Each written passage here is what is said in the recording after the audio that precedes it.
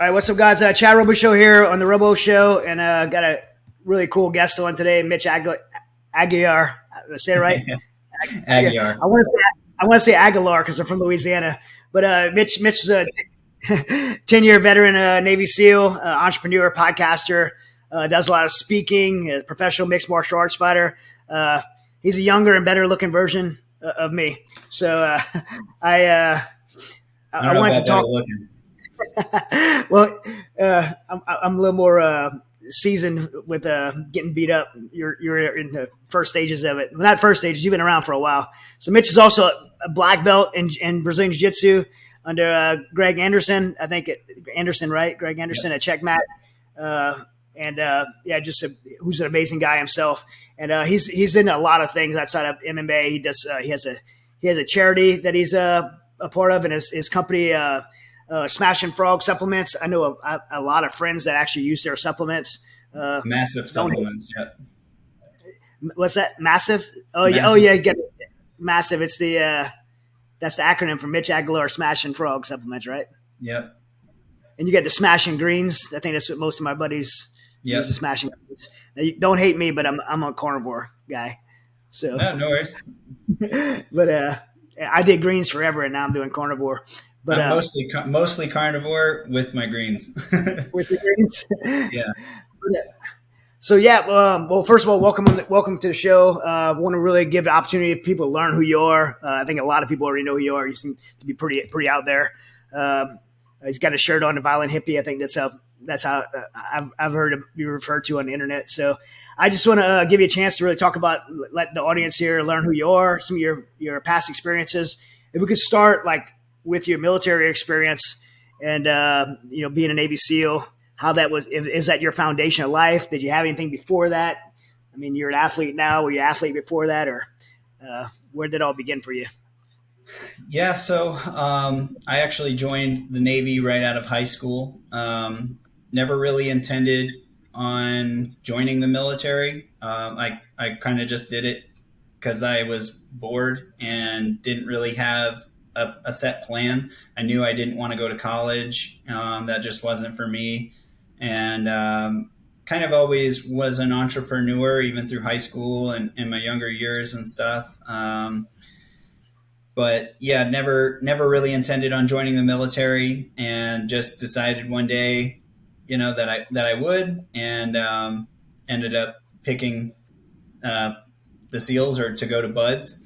And thought that was a cool challenge and everything, and did that. Went to BUDS, made it through BUDS, went to SEAL Team 10, and that was where I spent the majority of my career in the SEALs at Team 10, and went to Afghanistan, 2 back-to-back deployments there. Basically, we did the 11 months straight, which was the first time in longest deployment in SEAL team history. So we actually had R&R, came back for 2 weeks, and then went straight back to Afghanistan for 6 months. And so that was a unique experience, because I was also in the I was in the furthest outpost from any major base in Afghanistan. And so, it was very hard living out there, very rough living, no running water the entire time, getting, MREs and having our food airdropped in, and having to fill sandbags and, do operations as well. So, I kind of joked and said we were SEAL bees. We were a mix of SEALs and Seabees. So, because we only had each other out there. So it was definitely a hard living, and unique experience, unique deployment.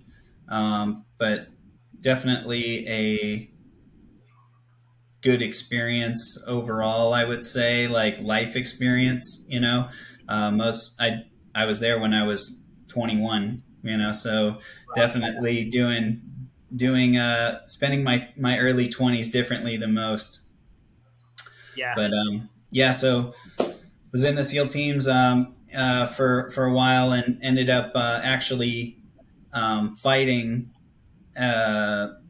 just as a hobby for fun. I started martial arts just kind of on the side for fun and in my spare time, and then started competing in jiu-jitsu and mixed martial arts, and did really well with competing in jiu-jitsu and mixed martial arts as well, and ended up becoming a champion at 170 and 185 simultaneously, and I was simultaneously ranked number one on the East Coast in both of those weight classes while I was active duty.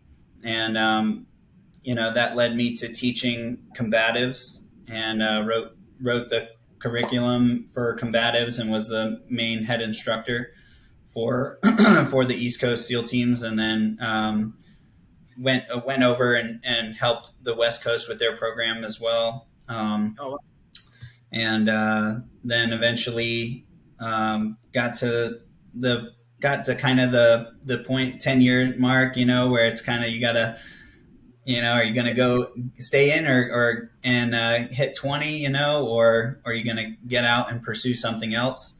And at that time in my life, I was just kind of ready for a new chapter. Around 28, 29 years old, you're just a little bit different, than you were 10 years ago, hopefully. And just ready for something new, and pursued, I originally got out to pursue fighting kind of full time, but I had also started selling t-shirts, and didn't think anything of that. I just started selling my fight t-shirts to help, to give away to give back for my sponsors, putting their logos on my shirts and stuff like that. And then that led into just everyday kind of motivational t-shirts, cool t-shirts with sayings on them and stuff that I liked. And that kind of blew up as my popularity through fighting and through social media, as my following grew and increased and everything, which I never had social media, so I thought it was kind of strange. I wasn't, especially, I couldn't believe, like, when I had like 5,000 followers, I was like, I don't even know 5,000 people. Like, this is bizarre. And then when people from like random places in the country are wanting to buy my shirt, and I'm like, you don't even know me, like, this is bizarre. But it was cool as well, because I lived essentially paycheck to paycheck in the military, and so that was a little side stream of income. And when I got to that point of, all right, am I going to get in or out, I was like, well, this is kind of fun, and this is different, and it's a new chapter, so I'm going to take this on and just take a leap of faith and bet on myself. And I got out, and then I had launched the Smashing Greens, which that I, again, had no intentions of starting a supplement company. I had just shared on social media with my followers what I did as far as like my daily supplementation and stuff. And I made this little concoction of greens, and that I would fast with it in order to cut weight for my fights. And, not thinking anything of it, I just shared it, and it kind of just blew up, and everyone was calling it the Smashin' Greens because my fighter name was the Smashin' Frog. So, So they, like, my following. That's how I heard of it. I only heard of it as that. And then, Yeah. So my following had actually named it, that. And so I really, again, was just getting annoyed with all the questions about it. And because this was when I was mixing like 7 different products together, and I had no association with any of these companies or anything. I wasn't sponsored by them. I was just, this is just what I did, and I shared it. And so then, like, everyone's asking me all these questions about it, and just to simplify it for everyone, I just went to a manufacturer and said, hey, can you put all of these products into one product and make it just 1 scoop per serving? And they were like, yeah, we can. And I was like, great. So that's what we did. And just to make it simple, like, here, stop asking me so many questions, just take one scoop. And then that led to a whole plethora of questions. And, but at least I was like selling my own product and, made it simpler for people. And then, just kind of blew up from there. And I was like, oh, wow. Okay. Well, if, I guess if I'm selling this, like, I use protein as well. I use, pre-workout. I should just make my own. And so then I wasn't huge into the supplement world even, it just wasn't something that I was super into. I just knew, you should supplement, from the little bro science I knew, and so then I went to people who were really, into the supplement world and into the fitness world. And, then I just went to the experts essentially and asked them, like, what should I do? Like, what do you recommend? Like, if you had to build your dream product, what would it be? And then I just took those formulas and handed them to the manufacturer, and was just like, just make the best stuff. And the way I looked at it was, use the best ingredients, use the best of everything, because one, my name's on it. So, I don't want a crappy product that, nobody likes or whatever, or doesn't work. And then two, I'm taking these myself, so I want them to be good. And then three, like, my customers are paying for these, not me anyway. So use the best stuff. Yeah. So then that kind of blew up into like a whole brand, MASF Supplements. And, we've done over 10 million in sales, just word of mouth, because people, try our supplements and they're like, oh, wow, I can actually feel a difference with these, and I'm like, we don't cut any corners.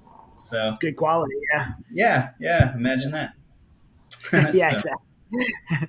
I want to jump back to Afghanistan. When you were in Afghanistan, at that outpost, you guys had a lot of local nationals with you, and Yep. So I mean, my background, I was a Force Recon Marine. I was in NSW for all 8 of my deployments, and I was an AFO there. So I really became really close to my interpreter. I had the same interpreter all 8 times, and this withdrawal thing led me to go get his. I went and get him. I went and get Aziz and his family. Some of my other teammates that I was out there with, we went and get him, and we ended up rescuing like 17,000 people. That was a year ago. We were at the anniversary of it right now, and a lot of veterans have different opinions about leaving Afghanistan. I think one of the things we all have in common is that some of these guys that we left behind, we didn't do it the right way. And so I just wanted to hear, at the anniversary, your opinion on some of the stuff in Afghanistan, leaving Afghanistan the way we did, and about your relationship with interpreters.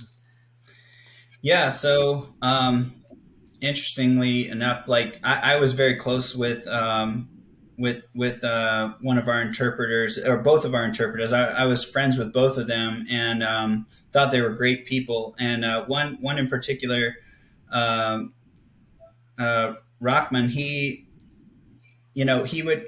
we would drink chai like almost every night, and he would ask me questions about America, and I'd ask him questions about his life in Afghanistan and everything growing up, and it was so funny. He was only like 125, 130 pounds, something like that. It couldn't have been a nicer like human being. Just a very kind individual, very very soft spoken, and super friendly and everything, but was definitely a fearless warrior on the battlefield. I remember in certain gunfights where like we'd be getting shot at or something, and I'd see one of our own guys like kind of hiding behind, kind of almost a little timid, and he's just, sitting up there, hey, they're right there, let's go, shoot them, like, and, and I thought that was awesome. And, but, what was hilarious to me was I asked him, like, why are you fighting the Taliban? Like, cause obviously like they're Afghans and stuff, and, so I wanted to know why he was personally fighting them, or why he chose to do it. Like, are you just doing this as a job, to make money, to provide for your family, etc.? He had a wife and a daughter, and he had said that the Taliban stole his bike when he was a kid or a teenager or something. That the Taliban stole his bike, and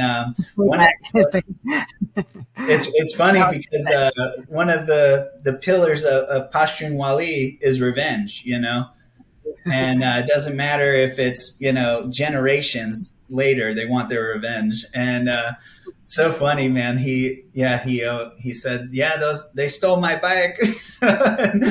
Like, he was just, I'm sure he had more reasons than that, but that was the first thing he said to me, and I was just cracking up laughing. So we'd be in gunfights, and I'd be like, shoot them, they stole your bike. But anyway, him and I had a really close friendship, and to the point where I was telling him all about my life back home, and he was going to get his citizenship and come to America, and I was going to let him live with me, until he got established and everything like that. And and I showed him pictures of my compound, as he would say, "Oh, you have a beautiful compound," And I'm like, "Yeah, we don't call them compounds there." But anyway, he, like, again, nicest guy could be, whatever. And 2 weeks before he was supposed to come to America, he actually stepped on an IED and was killed. And that was it was actually the same IED that wounded Dan Crenshaw, and he lost his eye. But yeah, so that was super unfortunate. I was definitely bummed out for sure about that. And then another one of my interpreters I was good friends with, he kind of hides his identity now, so I'm not going to say his name, but he's also got a book coming out. He's got a book coming out, and I think it's under an alias. So, but anyway, he was super super cool dude, and those Terps, especially like the cat threes, they're not making a ton of money. Maybe, I guess they are for for Afghanistan, but not like the cat ones. You know what I mean? And they definitely weren't treated as well, but they were in it, all the time. And like, when we would rotate in, rotate out on deployments, etc. Like you said, you worked with that same Terp for all 8 of your deployments, but he doesn't leave. He lives there, so he's in constant war. Yeah. And those guys are definitely warriors, but in the same sense, they're fighting for their country or their own reasons or whatever. So I don't know. Yeah, I had a ton of respect for them. And then obviously, like, you have trust issues that you have to overcome too, because you hear the stories where the Terps turn on people, or the commandos turn on people. We had a commando that turned around and shot at our guys on the range. And but I don't know. Yeah, there's a whole, that's just a weird dynamic in general. I think, like, you're there fighting Afghans, but you're also working with some, and it's just, it's kind of weird. But as far as the withdrawal, I thought the withdrawal, as most veterans do, I thought that was absolutely horrendous. And it's extremely upsetting, just with the whole outlook on Afghanistan, everything. It just makes it seem like, it was a total waste of time.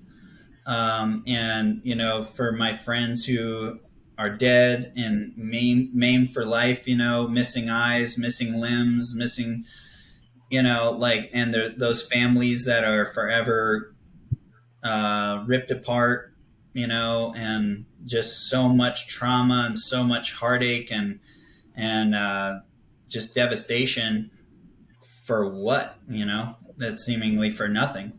And when I don't know, I have a lot of weird feelings about it, as I'm sure most veterans do, and it's really frustrating and upsetting to, I'm sure you know exactly what I'm talking about. Like, if what would have happened to you if you lost a pair of night vision goggles or a gun or any single piece of serialized inventory.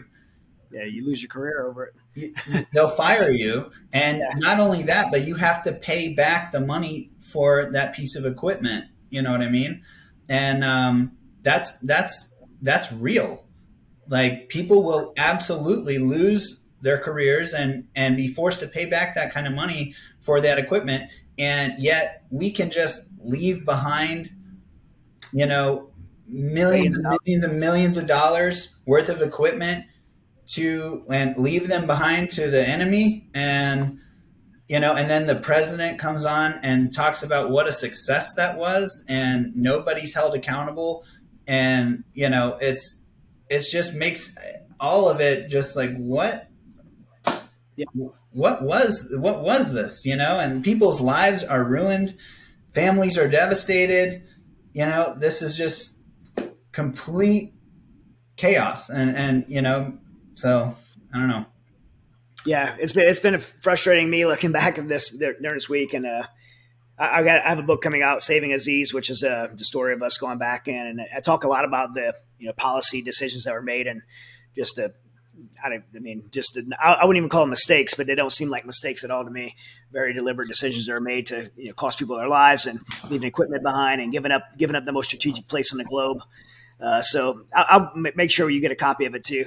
But yeah, it's been I've been talking a lot about it this week, and I think it's a stain in our military history. But you can't. So thankful for the guys that did serve. I know for like guys like you and you saying, yeah, man, was it for nothing? And I battle with that too. And I'm thinking, man, if I had cancer or somebody in my family had cancer and a doctor gave them like 20 more years to live, I'd be thankful for that. And that's, I think the U.S. service members did was we gave them 20 years. We gave a generation of kids, a generation of girls to be able to be educated and them to taste what freedom is. So that's kind of how I'm trying to look at it. But man, it is. I lost a lot of friends there, and lost a lot of myself there. That it took me a long road to gain back, and it's a tough thing to walk away like that. Yeah, and I also have very uh, a mix of views. Violent Hippie that's a brand that I started, but it's a feeling that I identify as, essentially. I have mixed views, especially being in that world and being in war. You have one mindset, and you're fed a narrative, and you're trained, essentially. I don't want to say brainwashed, but it's you're around like-minded people, being all kind of in an echo chamber in a way. Yeah, And and it's then contagious. It's contagious. You're in that environment, and it's just like this war culture environment, and you get sucked into it. yeah, and then when you remove yourself from that environment or whatever, you kind of have a different perspective, and then you have your own experiences, and then you have other inputs, and seeing things from a different perspective, kind of and it really messes with your thoughts, and I'm sure you've kind of experienced that as well. um, Yeah, yeah, and the whole thing, like, you look at the history of Afghanistan with the Mujahideen and the Taliban, and then it just kind of seems like we just reset this cycle. And you have to ask, like, is this by design? Because it kind of seems that way to me. And and then I struggle with that, because it's like, well, is this just all part of the plan, the military industrial complex plan to keep this endless war, going. And now like we just armed the Taliban, who we've been told is like this giant threat. We just armed them more than we ever have with, night vision and ARs and helicopters. And it's like, okay, so if this enemy was so bad before, what are they now? And it's like, now all of a sudden we're good with them and they're a government. It's like the Doha Agreement, which is like the Taliban peace deal. It's like if you read it, it's almost like I'm reading it and I'm like, this is a Taliban peace deal that says they can't allow terrorism in Afghanistan. Well, they are terrorists. Like the Taliban are terrorists. You're doing a deal with terrorists to say they can't have terrorism. It's the whole thing just. Well, what is a terrorist? Because, now our own country is, by definition, I'm a terrorist. Right. Our own country is calling me a terrorist. Because, sure, yeah. So it's like, well, is that just a term that we just label on groups that, we don't like or something? And when we want something, you know what I mean? Mike Glover, is a good friend of mine. He's got American Contingencies. The FBI just labeled them as a terrorist group, and it's like that's what I'm saying. Exactly, he's the exact example that I'm thinking of too. Yeah. I mean, you went through. I went through it. I think you went through the social media banning as well, right? Didn't you have an account shut down? Yeah, I had 370,000 followers on my account and was verified, and because I had spoke out against the COVID lockdowns and the narratives and the mandatory vaccines and stuff that they were pushing. And, I just recognize this as completely unconstitutional. And, when we take that oath, it's to protect the Constitution against all enemies, foreign and domestic, and so I'm just speaking my mind at, which is our First Amendment right, and someone who has gone overseas and fought for freedom and fought for our country and fought for our rights, and then to just have an opinion and then lose my ability essentially to have a livelihood, because this day and age, social media it's almost mandatory for any business. Right. Because that is how everyone connects now. That's how ideas are shared. That's how products, everything are advertised. That's how anything is done these days, is unfortunately through social media. And it's not an unfortunate tool. It's unfortunate though when it's completely one-sided, and if you are not in align with their narrative, you're cut off, and they don't care if it destroys your livelihood in the slightest bit. Yeah. So they deleted that account, and it felt like my house burnt down, because it's like, well, I've done my business relies on social media so heavily, and they just destroyed that, in 1 second. And I didn't get like a trial. I didn't get to present like facts and evidence on why, and now, it's crazy because I was only saying things like the vaccine does not stop you from getting COVID or spreading COVID, which is now widely accepted as fact and truth. And now the CDC even says it. Yeah. And there's not going to be a sorry. There's not going to be a reinstatement of my account. There's not going to be anything like that, No. And now I'm a target by them. So I started a second social media, and it got up to 60,000 followers, and they just deleted that account as well. And then I started a third, got up to 30,000, delete. Now I'm on my fourth account, and I just passed 20,000 followers, and they just made it to where you can't tag my account, and they're shadow banning me so bad that like I have 20 plus thousand followers, and some of my posts don't even get 100 likes, or my story in a 24-hour period is viewed 300 times. you know? Same. Like this week, anything Ukraine or Afghanistan. I did one Ukraine post yesterday. I got like 3 comments. I have 500,000 followers. Yeah. I got 3 comments. So like, man, was it the content that bad? I got 3 comments. So just think about that. You know, if you had 500,000 people in a room and you said anything, you're going to hear a lot of opinions. You know, 3 people have something to say, you know?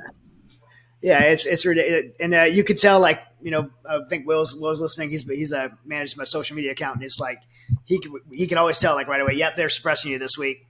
And but like you said, I don't have a for-profit business, but my nonprofit work with military through Mighty Oaks Foundation, that's how I reach the veteran community. That's how I talk about important topics. And they suppress my ability to be able to help veterans through the work that we do.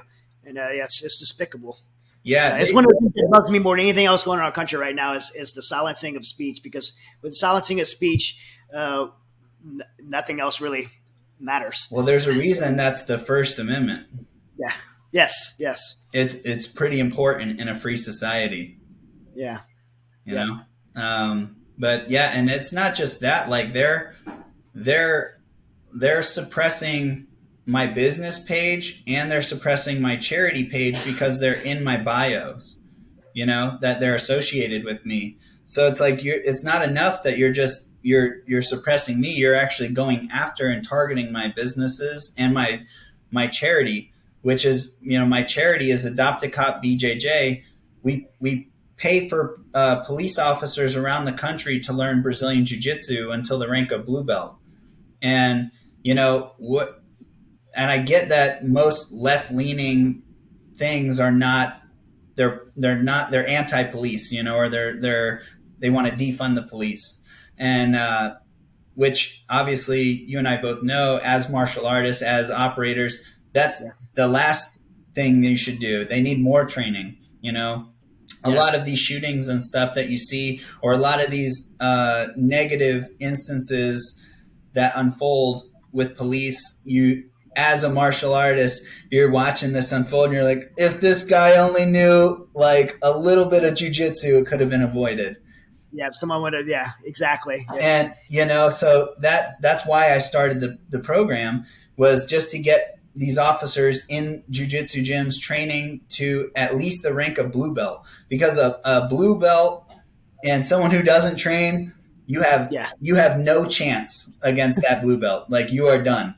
And it's not like to beat everyone up. It's to control a combative situation and to have a confidence in the officer to go hands-on versus going to your weapon. You know, because a lot of these shootings stem from fear, I believe. And or in a combative situation where a suspect gets a hold of their weapon, you know, if you're the more dominant grappler, you're going to be in control of that situation and keep that from escalating.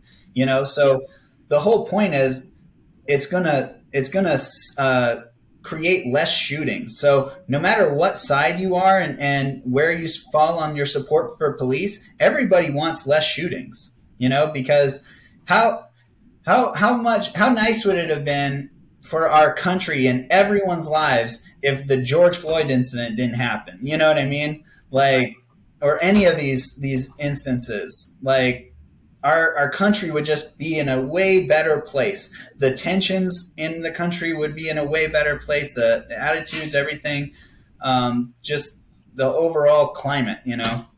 Yeah. Unfortunately, there's people that wanted that to happen.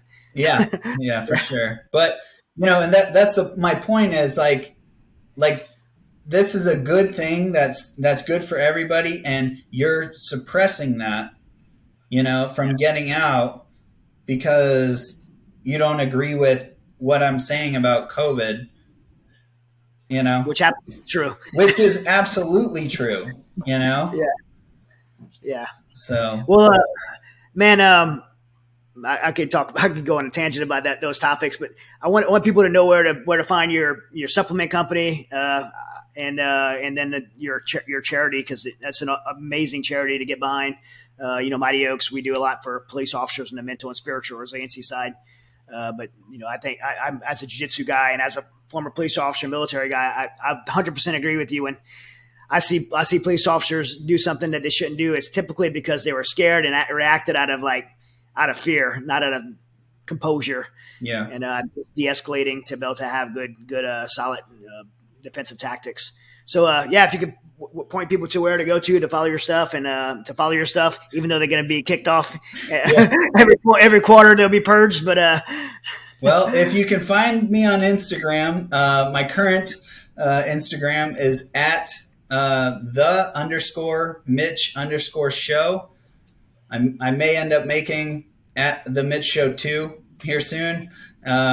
Lucky number 5, but MASF Supplements is our supplements Instagram, MASF _supplements. And the website for our supplements are masfsupplements.com. And then Violent Hippie, we sell tie-dye shirts, we sell gis, rash guards, we sell USDA certified organic CBD oil and CBD rub and stuff like that. Handmade organic soaps for after training, jiu-jitsu.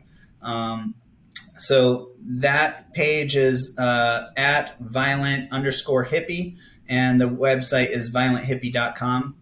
And then Adopt a Cop BJJ is the name of my charity. You can find the website there where you can donate. You can look at affiliated gyms in the country. We've got over 1,000 affiliated gyms across the country. We've graduated over 130 blue belts. We're in all 50 states, and that is adoptacopbjj.org for that website. And then on Instagram is adoptacopbjj. So if a jiu-jitsu school is listening and wants to get affiliated, it's just on a website? Yep, just go on the website and say become an affiliate and just fill out the form. We'll contact you. And so it's actually an attendance-based sponsorship too. So the police officers, if people are going to donate money for police officers to train and learn, then we expect them to show up and train, and at least a minimum of 1 time per week, which is absolutely doable, especially if you're getting it paid for. So it's an attendance-based sponsorship. They have to show up once a week, and they have to post a picture on Instagram of them training and, a little explanation of how this training is helping them as an officer, and it goes to blue belt. And we ask that each gym that wants to be an affiliate honors a special membership of $50 per police officer. And then once the police officer shows up for 4 weeks, for a month of jiu-jitsu, they'd have to do a minimum of 4 days of training, and they'll get reimbursed the $50. So it's free for the officer. And then we also ask if you're wanting to be an affiliate that you allow you adopt 1 cop. So you will have 1 free, spot reserved for a police officer. And then again, this is only until the rank of blue belt. After that, they're on their own. So that's it. Awesome. I'll get our gym signed up. So awesome. For sure. Yeah, that's awesome. Thanks for you doing that for our country and for our communities. But man, awesome. You're an awesome guy, and I'd love to talk more. I definitely will be checking out some more of your stuff. And well, hey guys, thanks for listening. Check Mitch out, and we'll see you next week. All right, thanks a lot.